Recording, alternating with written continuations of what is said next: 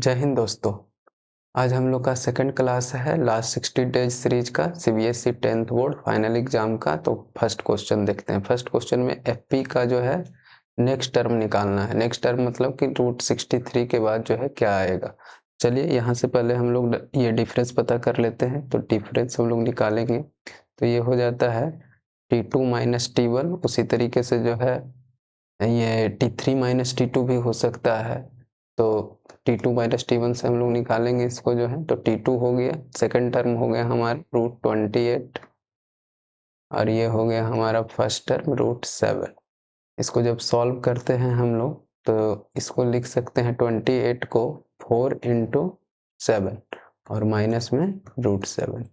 तो ये 4 को हम लोग लिख सकते हैं 2 स्क्वायर और इंटू 7 माइनस में √7। तो ये स्क्वायर से जो है स्क्वायर रूट जो है कैंसिल हो जाएगा 2 पे, तो 2 आ जाएगा रूट से बाहर, लेकिन 7 जो है रह जाएगा रूट के अंदर और माइनस में √7। तो √2√7 माइनस √7 क्या हो जाएगा, तो 1√7 हो जाएगा। तो डिफरेंस हमारा आ गया √7। अब इसी डिफरेंस को हम लोग आगे ऐड कर देंगे इस वाले में √63 में, तो जो है हमारा नेक्स्ट टर्म आ जाएगा। तो √63 प्लस √7 करेंगे। तो √7 करेंगे तो हमारा यहाँ पे ये हो जाएगा, ये 63 को हम लोग क्या लिख सकते हैं 3 का स्क्वायर इंटू 7 और माइनस में प्लस में 7। तो ये हो गया 3 का स्क्वायर है तो 3 बाहर आ जाएगा, तो 3√7 और प्लस में √7। तो ये हो जाएगा हमारा 3√7 और प्लस में 7 हो जाएगा 4√7। तो 4√7 का वैल्यू क्या हो जाएगा, तो हम लोग देख लेते हैं। 4 जो है अंदर जाएगा तो 4 का स्क्वायर हो जाएगा 16 और इंटू में 7। तो 16 7 जा 112 होता है। तो √112 मतलब कि ऑप्शन नंबर सी जो है करेक्ट ऑप्शन हो जाएगा। अब हम लोग सेकंड नंबर क्वेश्चन में चलेंगे। सेकंड नंबर क्वेश्चन बोल रहा है कि x tan 45 degree cos 60 degree is equal to हो जाएगा √3 sin 60 degree into cot 60 degree. तो x का वैल्यू पूछा है।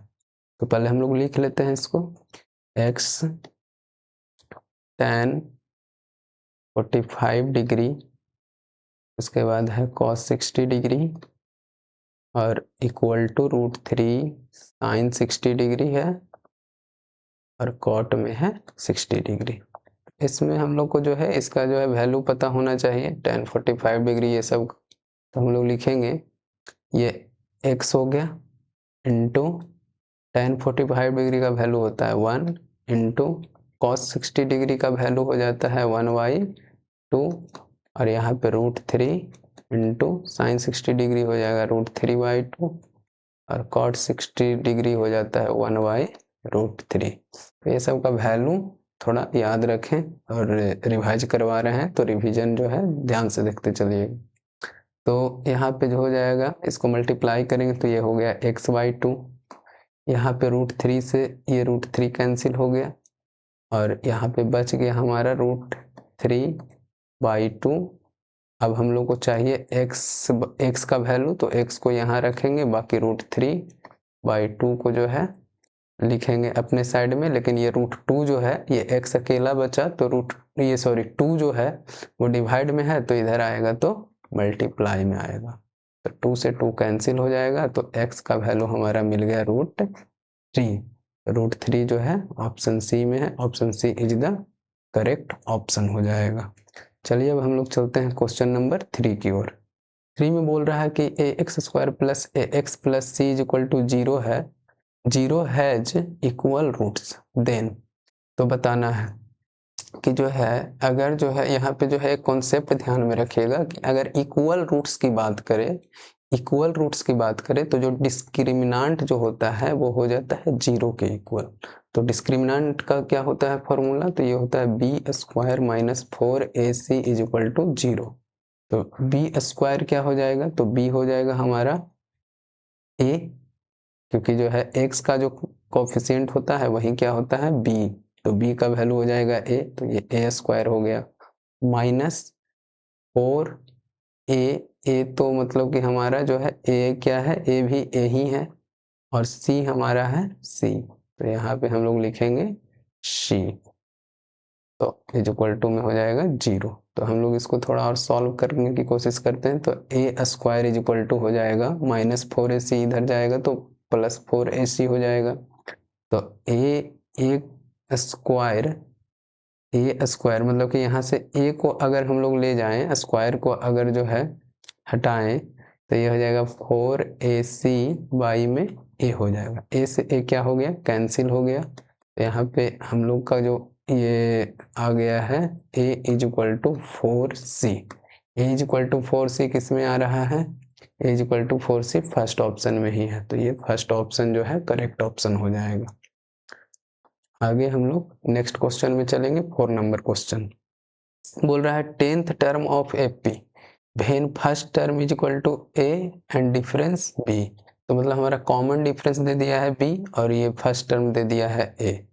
चलिए इससे हम लोग फाइंड कर लेते हैं। तो हम लोग जानते हैं कि भी किसी भी यहाँ से पूछा है an का वैल्यू, और an में भी जो है n का वैल्यू क्या दिया है 10, मतलब 10th टर्म चाहिए। तो इसको निकालने का अगर हम लोग को फर्स्ट टर्म पता हो और डिफरेंस पता हो, तो सीधा हम लोग जो कॉन्सेप्ट यहाँ पे फॉर्मूला जो यूज करेंगे वो करेंगे a प्लस 9d। ये किससे आता है, तो ये आता है जैसे an का वैल्यू अगर पूछे तो हम लोग इसको लिख सकते हैं a plus n minus 1 into D. तो यहाँ पे अगर इसके अकॉर्डिंग करें तो a इंटू n की जगह क्या रखेंगे 10 रखेंगे और माइनस में 1 इंटू में d। तो d हमारा क्या है, d हमारा है b यहाँ पे। तो d की जगह पे क्या हो जाएगा b हो जाएगा। तो हमारा बन जाएगा फाइनली a प्लस 9b। तो 9b कहाँ पे है, a प्लस 9b। तो हमारा ऑप्शन नंबर सी जो है इसका करेक्ट आंसर हो जाएगा। अब हम लोग क्वेश्चन नंबर 5 में चलेंगे। 2 कॉइन आर टॉस्ड, प्रोबेबिलिटी बताना है। प्रोबेबिलिटी आप लोग पढ़े ही होंगे कि प्रोबेबिलिटी जो है P इज इक्वल टू क्या होता है, ये favourable outcome by total outcome होता है। तो हम लोग देख लेते हैं, 2 कॉइन को टॉस किया गया है तो पॉसिबली ऑफ एग्जैक्टली 1 टेल। तो जैसे 2 कॉइन को टॉस किया गया तो यहाँ पे या तो जो है दोनों पे हेड हेड आ सकता है, या फिर जो है दोनों पे टेल टेल आ सकता है, या फिर एक पे हेड एक पे टेल आए, फिर या तो जो है हेड एक पे टेल और दूसरे पे हेड आए। तो ये टोटल जो पॉसिबिलिटी है वो कितना है, तो टोटल आउटकम हो जाएगा हमारा 4। लेकिन पूछा क्या है कि 2 कॉइन और टॉस, ये प्रोबेबिलिटी ऑफ एग्जैक्टली 1 टेल। तो 1 टेल एग्जैक्टली किस में आ रहा है, ये थर्ड वाले में और फोर्थ वाले में, मतलब 2 कंडीशन इसमें बन रहा है फेवरेबल आउटकम का। तो ये हो जाएगा 2/4। जब हम लोग इसको सिंप्लीफाई करेंगे तो 1 2 जा 2 और 2 2 जा 4 हो जाएगा। तो 1/2 हमारा ये करेक्ट आंसर होगा, जो कि ऑप्शन नंबर बी में है। चलिए अब हम लोग नेक्स्ट क्वेश्चन की तरफ चलते हैं। क्वेश्चन नंबर सी कह रहा है डाई इज थ्रोन वंस, एक बार जो है डाई को फेंका जाता है तो probability of prime number 5 less than 5। तो 5 से कम जो है प्राइम नंबर जो आने का प्रोबेबिलिटी है वो बताते हैं। तो चलिए हम लोग डाइस को फेंकते हैं। डाइस को फेंकेंगे तो या तो 1 2 3 4 5 और 6 आ सकता है। तो वही पी इज इक्वल टू हम लोग जो है फॉर्मूला लगाएंगे favourable outcome by total outcome. तो फेवरेबल आउटकम क्या होता है कि जिसके बारे में पूछा जा रहा है, तो किसके बारे में पूछा जा रहा है कि 5 से कम वाला जो है प्राइम नंबर, 5 से जो है ये लेस वाला जो है प्राइम नंबर देखेंगे। तो 5 से लेस में 4 है, लेकिन 4 तो प्राइम नंबर नहीं है। 3 जो है 3 प्राइम नंबर है, 2 प्राइम नंबर है, लेकिन 1 जो है प्राइम नंबर नहीं आता है। तो कितना हो जाएगा, 2 हो जाएगा फेवरेबल आउटकम, क्योंकि 2 ही प्राइम नंबर है जो कि 5 से क्या है कम है। और टोटल आउटकम हो जाएगा हमारा 6। इसको सिंप्लीफाई करेंगे तो 1 2 जा 2 और 3 2 जा 6, मतलब इसका आंसर आ जाएगा 1/3। 1/3 हमारा option number B is the correct option. उसके बाद हम लोग देखेंगे 7 नंबर क्वेश्चन। 7 नंबर क्वेश्चन में बोल रहा है कि 1/2 और 6 is the mid point of -5k and 6 से 3। तो k का वैल्यू बताना है। तो यहाँ से थोड़ा सा समझिएगा, हम लोग अच्छे से इसको समझ लेते हैं। तो ये एक लाइन है, इस लाइन पे जो है 2 पॉइंट है, 2 पॉइंट से मिलकर के बना है ये लाइन। एक है -5 और के, जिसका जो है ये कोऑर्डिनेट है, और ये सेकंड पॉइंट जो देखेंगे तो ये हो जाएगा 6 और 3। और बोल रहा है कि एक पॉइंट जो है, जो मिड पॉइंट है, क्या है मिड पॉइंट, क्या नाम है उसका, 1/2 और कॉमा 6। ये जो है मिड पॉइंट है। अब मिड पॉइंट है तो आप लोग पढ़े ही होंगे ये कोऑर्डिनेट ज्योमेट्री चैप्टर में जो है कि ये मिड पॉइंट क्या होता है, 1:1 के रेशियो में जो है डिवाइड होता है। ठीक है, तो जब हम लोग वैल्यू निकालते हैं इस मिड पॉइंट का जो वैल्यू निकालने का जो तरीका होता था, तो यहाँ पे देखेंगे कि 1/2 और 6, इसका अगर वैल्यू निकालते थे तो इन दोनों के हेल्प से और रेशियो के हेल्प से निकालते थे। तो फॉर्मूला क्या होता था इसका, अगर मिड पॉइंट है तो डायरेक्टली हम लोग कर सकते हैं x1 प्लस x2/2 और y1 प्लस y2/2। तो यहाँ से हम लोग सॉल्व करेंगे इसको, तो x1 हमारा कितना हो गया, x1 हो गया -5, और x2 कितना हो गया, प्लस में हो जाएगा 6, और y2 कॉमा डालेंगे, y1 हमारा हो गया k हो गया, और प्लस में ये हमारा y2 हो गया 3 और y में 2 हो जाएगा। तो हम लोग को k कहाँ पे दिख रहा है, अब देखिए यहाँ पे देखिएगा तो 1/2 और 6 का जो वैल्यू है वो हमारा आ गया है इसके अकॉर्डिंग 6 - 1 जो है ये 6 - 5, और y2 हो गया हमारा 1/2 तो आ ही गया। लेकिन 6 जहाँ पे है, 6 का वैल्यू क्या आया है, k + 3/2। अब यहाँ से जो हम लोग को k का वैल्यू चाहिए, तो k का वैल्यू चाहिए तो हम लोग को तो पता ही है कि k + 3/2 किसको रिप्रेजेंट कर रहा है, 6 को।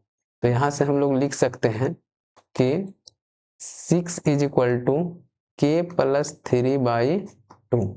अब इसको सॉल्व कर देंगे, सॉल्व जब करेंगे हम लोग तो क्या हो जाएगा, 6 2 जा 12, 2 जाएगा ये इधर मल्टीप्लाई में हो जाएगा, और k + 3 हो गया। तो यहाँ से हम लोग लिखेंगे 12, और 3 इधर जाएगा तो माइनस में 3 होगा, = k। तो k का वैल्यू क्या हो जाएगा, k = 12 - 3 9। तो हमारा 9 इज द करेक्ट ऑप्शन। थोड़ा सा एक्सप्लेन कर रहे हैं इसको जो है, तो देख लीजिएगा। चलिए क्वेश्चन नंबर 8 देखते हैं। क्वेश्चन नंबर 8 कह रहा है हमारा कि solution of 3x + 4y = 5 and 4x + 3y = 9। तो ये हमारा लीनियर इक्वेशन ऑफ 2 वेरिएबल का क्वेश्चन है, तो करते हैं इसको सॉल्व। देखिएगा कैसे किया जाता है। जैसे हमारा एक इक्वेशन है 3x + 4y = 5 और 4x + 3y = 9। तो इसमें हम लोग एक काम कर सकते हैं, या तो x के कोफिशिएंट को इक्वल कर लें या y के कोफिशिएंट को इक्वल कर लें। तो क्या करना होगा करने के लिए, जैसे हम लोग x के कोफिशिएंट को इक्वल करेंगे तो जो नीचे वाला जो x का कोफिशिएंट है उससे ऊपर मल्टीप्लाई कर देंगे, और जो ऊपर वाला जो x का कोफिशिएंट है उसको उससे हम लोग नीचे वाले को कर देंगे तो 3 हो जाएगा। तो यहाँ से जो हमारा इक्वेशन बन के आएगा नया वाला वो हो जाएगा 12x + 16y = 20, और ये हो जाएगा हमारा 12x + 9y = 27। ये इक्वेशन फर्स्ट हमारा हो गया और ये इक्वेशन सेकंड हो गया। तो अब हम लोग क्या करेंगे कि इक्वेशन फर्स्ट से सेकंड को माइनस कर देंगे। माइनस करने पे क्या होता है, जो नीचे वाला इक्वेशन होगा उसका साइन चेंज हो जाएगा। तो यहाँ पे साइन चेंज हो गया। अब 12x - 12x करेंगे तो ये क्या हो जाएगा, कैंसिल हो जाएगा। 16 - 9 करेंगे तो यहाँ पे हमारा 7y आ गया। 20 - 27 है, ध्यान रखना है क्या है, 20 - 27। तो ये तो माइनस करने पे 7 होगा ही, लेकिन बड़े वाले नंबर के आगे माइनस का साइन है तो माइनस का साइन आएगा 7 के पहले। तो यहाँ से हमारा जो y का जो वैल्यू आ रहा है वो आ रहा है -7, और यहाँ पे ये 7 जाएगा डिवाइड में, तो -7/7 जब काटेंगे तो ये हमारा आ गया -1। y का वैल्यू -1 आ गया। अब हम लोग को x का वैल्यू चाहिए तो क्या कर सकते हैं, x का वैल्यू चाहिए तो ये इक्वेशन, इस इक्वेशन या फिर इन सब में से किसी भी एक इक्वेशन में जो है हम लोग y का वैल्यू पुट कर दें तो x का वैल्यू आएगा। तो चलिए ये सब में छोटा छोटा नंबर है तो इन्हीं में रख लेते हैं। तो जैसे है 3x plus 4y is equal to 5। तो इसमें हम लोग वैल्यू पुट करेंगे तो 3x प्लस y का वैल्यू हमारा आया -1, तो 4 इंटू -1 हो जाएगा इज इक्वल टू में 5। तो यहाँ से सॉल्व जब करेंगे अगला स्टेप में तो ये हो जाएगा 3x plus into minus minus 4 is equal to 5। तो यहाँ से हमारा 3x इज इक्वल टू क्या हो जाएगा, 3x इज इक्वल टू जो हमारा आ रहा है वो आ रहा है 5 प्लस 4। यहाँ पे देखिए -4 है तो इधर जाएगा तो +4 हो जाएगा। तो 3x का वैल्यू आ गया हमारा 9। तो 9 आ गया तो यहाँ से हम लोग x का वैल्यू फाइंड करेंगे तो x इज इक्वल टू हो जाएगा 9/3। इसको करेंगे सिंप्लीफाई, 1 3 जा और 3 3 जा, तो x का वैल्यू क्या आ गया 3। x इज इक्वल टू हमारा आ गया 3। तो y का वैल्यू -1 और x का वैल्यू 3। देख लेंगे हम लोग का -1 और 3 किस में है, तो -1 नहीं है, यहाँ पे भी -1 नहीं है, इसमें -1 और 3 दोनों है। ऑप्शन इसमें हो जाएगा सी। ठीक है, अब हम लोग चलते हैं क्वेश्चन नंबर 9 में। क्वेश्चन नंबर 9 कह रहा है कि distance between two parallel tangent to a circle of radius 3.5 centimetre. देखिए क्या बोल रहा है, जरा सा फिगर से हम लोग समझते हैं। तो ये हमारा मान लिया जाए सर्कल है। अब ये सर्कल है तो बोल रहा है कि दो टेंजेंट है इस पे, दो टेंजेंट, एक टेंजेंट इस तरीके से बना देते हैं और दूसरा टेंजेंट जो है वो ये देखिए टेंजेंट जो है टच करके जाना चाहिए सर्कल को, तो ये टच करके जा रहा है। तो बोल रहा है distance between two parallel tangent. अब ये दोनों पैरेलल भी है। अब पैरेलल टेंजेंट का जो है डिस्टेंस बताना है और रेडियस कितना है इसका सर्कल का। तो यहाँ पे मान लीजिए ये सेंटर हो गया तो ये रेडियस हो गया और इधर एक रेडियस जो है खींचेंगे तो यही दो जो है रेडियस का जो लेंथ होगा वही तो डिस्टेंस होगा जो है ये दोनों ये पैरेलल टेंजेंट का। तो रेडियस हमारा दिया है 3.5 प्लस 3.5, दो रेडियस मिल करके जो है ये पूरा डिस्टेंस बना रहा है। तो ये हो जाएगा 7, जो भी सेंटीमीटर में होगा, क्योंकि सेंटीमीटर लिखा नहीं है तो हम लोग 7 को ही टिक करेंगे, 7 आंसर हो जाएगा। अब हम लोग 10 में चलेंगे। 10 में बोल रहा है कि विच स्टेटमेंट इज इनकरेक्ट। इसमें जो है ध्यान रखना है, इनकरेक्ट पूछा है। तो इनकरेक्ट मतलब गलत हम लोग का स्टेटमेंट जो है चूज करना है। तो पूछ रहा है, बोल रहा है कन्ग्रुएंट ट्रायंगल आर सिमिलर। हाँ, तो कन्ग्रुएंट ट्रायंगल तो सिमिलर ही होता है, जितने भी कन्ग्रुएंट होंगे वो सिमिलर होंगे, लेकिन सिमिलर वाले कन्ग्रुएंट नहीं भी हो सकते हैं। लेकिन कन्ग्रुएंट अगर है ट्रायंगल तो वो सिमिलर होगा ही। Square and rhombus are not similar. चलिए ये स्टेटमेंट तो गलत लग रहा है, आगे देख लेते हैं। पहले सी नंबर देखते हैं, सिमिलर ट्रायंगल है प्रोपोर्शनल साइड। और यही तो पढ़ते हैं कि सिमिलर ट्रायंगल का जो है साइड का जो है साइड वगैरह जो होता है वो प्रोपोर्शनल होता है, मतलब उसका जो कॉरेस्पॉन्डिंग साइड का जो रेशियो होता है वो इक्वल होता है। तो पॉलीगॉन भी अगर सिमिलर होगा तो उसका भी प्रोपोर्शनल साइड होगा। तो ऑप्शन नंबर बी इसका सही आंसर हो जाएगा। मतलब ये स्टेटमेंट क्या है, इनकरेक्ट है, क्योंकि स्क्वायर एंड रोम्बस जो है आर नॉट सिमिलर लिखा है, लेकिन ये जो है स्क्वायर और रोम्बस जो है सिमिलर हो सकते हैं, ध्यान रखना है। 11 नंबर क्वेश्चन। 11 नंबर क्वेश्चन से सब्जेक्टिव स्टार्ट होता है। जरा हम लोग इसको जो है डिटेल में करेंगे, देखते हैं। बोल रहा है कि from a point outside a circle the length of tangent drawn to the circle are equal to 10 centimeter. If the radius of circle is 6 centimeter, so find the distance of point from the center of the circle. तो देखिए क्या बोल रहा है इसमें। पहले हम लोग फिगर बनाते हैं, फिगर थोड़ा गंदा भी बन सकता है तो लेकिन आप लोग को समझना कॉन्सेप्ट, सिर्फ कॉन्सेप्ट पे ध्यान दीजिएगा। तो यहाँ पे बोल रहा है कि एक सर्कल है, ये मान लिया जाए एक सर्कल है।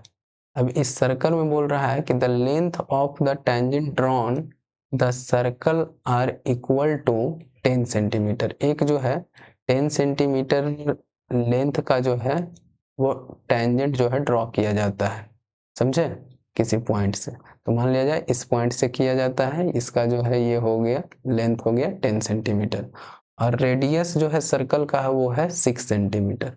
तो इस यहाँ पे मान लिया जाए ये सेंटर है इसका तो इसका जो रेडियस, अब रेडियस को हम लोग जो है टेंजेंट जहाँ पे टच कर रहा है इसको सर्कल को, उससे मिलाते हैं। तो एक हम लोग थ्योरम पढ़े होंगे कि angle between radius and tangent, angle between radius and the tangent is equal to 90 degree होता है। तो ये रेडियस और जो टेंजेंट के बीच जो एंगल बनाएगा वो कितना बनाएगा, 90 डिग्री का। लेकिन हमसे पूछा क्या है कि find the distance of the point, जो पॉइंट का बात किया था कि जिस पॉइंट से ये टेंजेंट खींचा जाता है, और सेंटर, सेंटर ये है। तो यहाँ से जो है इस सेंटर से जो है, यहाँ ध्यान दीजिएगा, यहाँ तक का जो है ये पॉइंट जो यहाँ पे मिलाएगा, ठीक से मिल नहीं रहा है, आप देख लीजिएगा, यहीं पे जो है मिलाएगा। तो ये वाला लेंथ पूछा है, तो हमारा ये रेडियस कितना हो गया, 6 सेंटीमीटर हो गया। और ये वाला लेंथ, अब देखिए यहाँ पे ये 90 डिग्री बनाया है। अगर मान लीजिए ये O है, ये A है, ये B है, तो AOB कैसा ट्रायंगल बन रहा है, राइट एंगल ट्रायंगल। और राइट एंगल ट्रायंगल में 2 साइड पता है और थर्ड साइड हम लोग को बताना है। तो AO क्या हो जाएगा, हाइपोटेनस।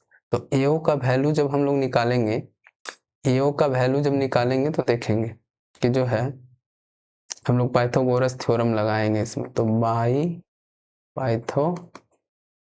पाइथागोरस फॉर्मूला, तो उनका फॉर्मूला है उसी का यूज करेंगे हम लोग।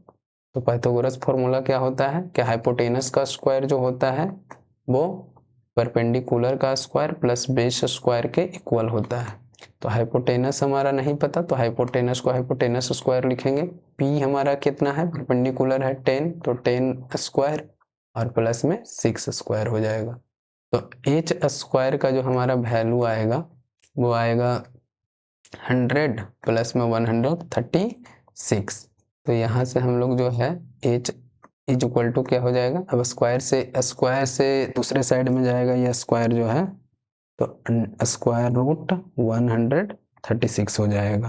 तो स्क्वायर रूट ये हो जाएगा 136। तो हमारा जो OA का जो वैल्यू आ गया, मतलब कि जो है डिस्टेंस, तो लिख देंगे distance between point and centre is equal to हमारा हो जाएगा ये रूट अंडर 136 सेंटीमीटर। ये ध्यान में रखना है। इसमें जो है कि रूट में आंसर आया है, लेकिन आप चाहें तो इसको जो है जो भी बाहर निकलेगा स्क्वायर रूट के, उसको बाहर के भी निकाल करके आंसर लिख सकते हैं, लेकिन इतनों पे भी छोड़ेंगे तो आंसर आ जाएगा। ये क्योंकि ये परफेक्ट स्क्वायर नंबर है नहीं, तो इसका तो कोई इंटीजर में जो है नंबर नहीं, ये आंसर नहीं आएगा। तो हम लोग देखेंगे अब 12 नंबर क्वेश्चन। 12 नंबर क्वेश्चन कह रहा है कि if 3 cot A is equal to 4, तो 3 cot A का वैल्यू दे दिया है 4, तो cos square minus sine square A जो है फाइंड करना है। तो पहले हम लोग इसको जरा लिख लें कि इसको तो तरीका बहुत है, लेकिन हम चलिए हम लोग एकदम बेसिक से करते हैं। तो cot A का वैल्यू कितना हो जाएगा, 4/3 हो जाएगा। अब 4/3 हो गए, और cot A का वैल्यू जो है 4/3 होगा। और cot A is equal to क्या हम लोग फॉर्मूला पढ़े हैं, तो ये हम लोग पढ़े होंगे बेस अपॉन परपेंडिकुलर, मतलब 4 है बेस और 3 क्या है, परपेंडिकुलर है। तो हम लोग यहाँ से हाइपोटेनस निकाल सकते हैं, तो निकाल सकते हैं। चलिए फॉर्मूला लगाते हैं। तो ये हो जाएगा hypotenuse square is equal to P square plus B square हो जाता है। अभी जो लास्ट क्वेश्चन में जो है फॉर्मूला यूज किए थे, तो hypotenuse square is equal to हो जाएगा, पी की जगह हम लोग लिख सकते हैं 3 स्क्वायर और बी की जगह हम लोग लिख सकते हैं 4 स्क्वायर। तो ये हो जाएगा H square is equal to आ जाएगा 9 प्लस 16। तो एच स्क्वायर का वैल्यू हम लोग को मिल गया 25। तो एच का वैल्यू क्या हो जाएगा, तो स्क्वायर को दूसरे साइड लाएंगे तो स्क्वायर रूट 25 हो जाएगा। तो h इज इक्वल टू हमारा 5 स्क्वायर हो गया। अब स्क्वायर से स्क्वायर रूट कैंसिल, तो h इज इक्वल टू 5 आया। तो हमारे पास अब सब कुछ है, परपेंडिकुलर है, बेस है, हाइपोटेनस है, तो अब इसका जो है वैल्यू निकाल देते हैं। तो लिखेंगे cos square theta, cos square A minus sine square A का वैल्यू फाइंड करना है। तो होता क्या है कॉस स्क्वायर, तो कॉस स्क्वायर ए, तो cos A is equal to क्या होता है जरा बताइएगा। तो कॉस ए हमारा जो होता है वो होता है बेस अपॉन हाइपोटेनस, इसका होल स्क्वायर हो जाएगा क्योंकि स्क्वायर है यहाँ पे, माइनस ये साइन स्क्वायर ए में साइन ए क्या होता है, तो ये होता है परपेंडिकुलर अपॉन हाइपोटेनस, इसका स्क्वायर हो जाएगा। अब सबका वैल्यू सिर्फ पुट करना है और यहाँ पे आंसर आएगा। b का वैल्यू कितना आया है यहाँ पे है b इज इक्वल टू 4, तो यहाँ पे रखेंगे 4। हाइपोटेनस कितना आया है 5, तो 5 लिखेंगे, इसका स्क्वायर हो गया, माइनस p हमारा कितना आया है, p है हमारा 3, p किसको रिप्रेजेंट कर रहा है 3 को, तो 3 और y में h आया है हमारा 5, इसका भी होल स्क्वायर करेंगे। तो यहाँ पे ये हो जाएगा 4 4 जा 16 और 5 5 जा 25, 16 माइनस 25 बाई माइनस 9 बाई 25। अब इसको सॉल्व करेंगे तो 25 25 का एलसीएम 25, तो ये हो जाएगा 16 माइनस 9, तो 16 माइनस 9 कितना होता है 7, तो 7 बाई 25। तो हमारा cos square A minus sine square A का वैल्यू कितना हो गया 7 बाई 25। यही जो है आंसर हमारा सही होगा इस क्वेश्चन के लिए। ठीक है, ये हमारा हो गया फाइनल आंसर। तो 12 नंबर क्वेश्चन भी हमारा कंप्लीट हो गया। अब 13 नंबर क्वेश्चन को करेंगे। तो यहाँ पे देखेंगे 13, find the minimum number of book to distributed equally among 48 और 36 स्टूडेंट।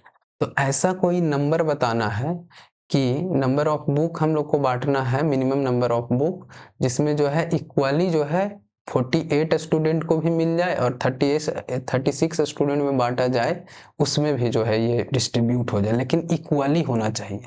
तो हम लोग को इसमें क्या सोचना है, कैसे सोचना है, सोचना ऐसे है कि 2-3 तरीके से सोच सकते हैं। एक तो मिनिमम नंबर ऑफ बुक बोला है, तो मिनिमम मतलब कि लोएस्ट, तो हमारा लोएस्ट ऐसा नंबर आना चाहिए जो कि इससे 48 से और 36 से जो है दोनों से क्या हो डिवाइड हो जाए पूरा पूरा। तो ऐसा नंबर कैसे हम लोग निकालते हैं, तो एलसीएम के थ्रू जो है हम लोग निकालते हैं। तो चलिए निकालते हैं, 48 और 36 का एलसीएम हम लोग करते हैं। तो ये हो जाएगा, इसको जब फैक्टराइज करेंगे, आप लोग को आता ही होगा फैक्टराइजेशन, तो कर लेते हैं इसको। तो ये हो जाएगा हमारा 2 2 जा 4, 4 2 जा 8, 8 2 जा 16 और 16 इंटू 3, तो ये फैक्टराइज हो गया। उसी तरीके से इसको भी कर लेंगे, 2 2 जा 4, 3 जा 12 और 3 जा 36। तो एलसीएम हम लोग को फाइंड करना है, देखिएगा कैसे एलसीएम फाइंड करते हैं। तो सबसे पहले जो जो कॉमन हो रहा है दोनों में उसको लिख लेंगे। तो ये 2 और 2 कॉमन हो जाएगा, तो 2 लिख लिए। ये भी 2 और 2 कॉमन हो जाएगा, इसको भी लिख लिए। लेकिन ये 2 कॉमन नहीं हो रहा है, ये थर्ड वाला जो 2 है, तो जो नहीं भी कॉमन हो ना उसको भी हम लोग को लिखना पड़ेगा। तो लिखते हैं 2 को। ये वाला 3 जो है, तो फर्स्ट वाला 3 जो है दोनों में कॉमन है, तो 3 को लिखेंगे। लेकिन ये फोर्थ वाला 2 जो है कॉमन नहीं है, तो नहीं कॉमन है उसको भी लिखना पड़ेगा। और ये जो लास्ट में जो 3 बचा, सेकंड वाला 3, वो भी कॉमन नहीं हो रहा है, तो उसको भी लिखेंगे। अब मल्टीप्लाई कर देंगे, तो ये हो जाएगा 3 3 जा 9, 2 जा 18, 2 जा 36 और 36 जा 72 और 72 जा 2 जा 144। तो यहाँ पे आंसर जो आया हमारा एलसीएम जो आया 144। मतलब कि हम लोग इसको थोड़ा सा लिख देंगे कि जो है क्या बोला है कि फाइंड द मिनिमम नंबर। तो यहाँ पे आंसर में इस तरीके से लिखेंगे, आंसर हो जाएगा ये minimum number of books is equal to होना चाहिए 144। समझे। चलिए अब 14 नंबर क्वेश्चन पे आते हैं। तो इसमें पूछ रहा है कि find the coordinates of the point dividing इतना एंड इतना इन रेशियो 2:3। तो ये भी देखिए, पहले इसका कॉन्सेप्ट कर चुके हैं, लेकिन वो मिड पॉइंट वाला था, तो मिड पॉइंट से थोड़ा सा ये डिफरेंस होगा। हालांकि वो भी मिड पॉइंट वाला भी जो है इसी के फॉर्मूला से जो है डिराइव किया जाता है उसका फॉर्मूला। तो यहाँ पे जो है एक जो है कोऑर्डिनेट दिया है -1 और 7 और दूसरा दिया है 4 और -3। रेशियो क्या है? रेशियो दिया है 2:3। तो हम लोग को ये वाला पॉइंट बताना है कि जो पॉइंट जो इसको डिवाइड कर रहा है, इस पॉइंट के बारे में, इस पॉइंट का कोऑर्डिनेट क्या होगा। तो मान लीजिए कि हम लोग मान लेते हैं कि x और y है कोऑर्डिनेट, है ना। तो यहाँ पे लिख भी लेंगे कि let coordinates of point is equal to X Y. ये हो गया एक्स वाई का वैल्यू हम लोग को बताना है। तो एक्स वाई निकालने का क्या होता है फॉर्मूला, हम लोग देख लेंगे। तो ये होता है x1 into N plus x2 into M by में m प्लस n, और उसी तरीके से यहाँ पे कॉमा यहाँ पे है तो यहाँ पे भी कॉमा डालेंगे, और ये नहीं होगा, माइनस का साइन यहाँ पे पड़ गया है जो कि कंफ्यूज कर सकता है आप लोग को। तो यहाँ पे हो जाएगा बाई का जब निकालेंगे बाई कोऑर्डिनेट, तो y1 इंटू एन प्लस में y2 इंटू एम और बाई m प्लस n हो जाएगा। अब सिर्फ वैल्यू पुट करना है। तो x1 क्या हो जाएगा? तो x1 फर्स्ट कोऑर्डिनेट का जो है x का वैल्यू हो जाएगा, तो ये -1 इंटू एन का वैल्यू क्या हो जाएगा? तो फर्स्ट रेशियो का फर्स्ट टर्म को m हम लोग मानते हैं और ये सेकंड को हम लोग n मानते हैं, तो ये हो जाएगा 3 प्लस में x2 हो जाएगा हमारा 4 और इंटू में m का वैल्यू कितना है? 2 है। बाई में हमारा हो जाएगा m प्लस n कितना आ रहा है? 5 आ रहा है। 2 और 3 को ऐड करेंगे तो कितना आ जाएगा? 5। उसी तरीके से y1 का वैल्यू लिखेंगे। y1 हमारा हो गया 7 इंटू एन हो गया 3 प्लस में y2 हो गया हमारा -3 और इंटू में m का वैल्यू हमारा 2 हो गया, और m प्लस n क्या हो जाएगा? तो 3 और 2 को ऐड करेंगे तो 5 हो रहा है। चलिए अब यहाँ से इसको और सॉल्व करेंगे। तो ये हो जाएगा -1 इंटू 3 हो जाएगा -3 प्लस में 8 बाई 5 हो गया। उसी तरीके से यहाँ से लिखेंगे तो ये 21 और प्लस और 3 2 जा 6 हो जाएगा माइनस में, और प्लस इंटू माइनस क्या होता है? माइनस। तो ये हमारा हो जाएगा -6 बाई 5। अब आगे हम लोग जब सॉल्व करेंगे तो 8 - 3 हो जाएगा 5 बाई 5 और 21 - 6 कितना हो जाता है? 15 बाई 5। 5 से 5 कैंसिल, तो ये यहाँ पे 1 हो गया और ये 1 5 जा और ये हो जाएगा 3 5 जा। तो हमारा जो फाइनल जो एक्स वाई का कोऑर्डिनेट आया है वो आया है 1 और 3। तो 1 और 3 इज द राइट ऑप्शन हो जाएगा। ये मतलब ऑप्शन वाला तो ये क्वेश्चन है नहीं, ये आंसर हो गया। 1 और 3 जो है आंसर हो जाएगा, मतलब ये वाला कोऑर्डिनेट्स हो गया 1 और 3, जो कि इन दोनों पॉइंट को जो है डिवाइड कर रहा था 2:3 में। चलिए अब नेक्स्ट क्वेश्चन देखते हैं। 15 नंबर क्वेश्चन। 15 नंबर क्वेश्चन देखेंगे कि बोल रहा है इफ पॉइंट प्रोवाइडिंग 3 4, ए जो ए पॉइंट है वो 3 4 को रिप्रेजेंट कर रहा है एंड बी पॉइंट को जो है k और 6 इन रेशियो 1:3, तो lies on x plus by -10 is equal. अच्छा, ये लाइन का जो है इक्वेशन भी दे दिया है। थोड़ा सा ये बढ़िया क्वेश्चन बोल सकते हैं, ये 4 से 5 मार्क्स से कम का क्वेश्चन होने वाला नहीं है बच्चों, तो थोड़ा सा इसको देखिएगा। जो पहले कॉन्सेप्ट पढ़े हैं बस उसी में एक जो है और कॉन्सेप्ट एडअप होगा वो देखेंगे हम लोग।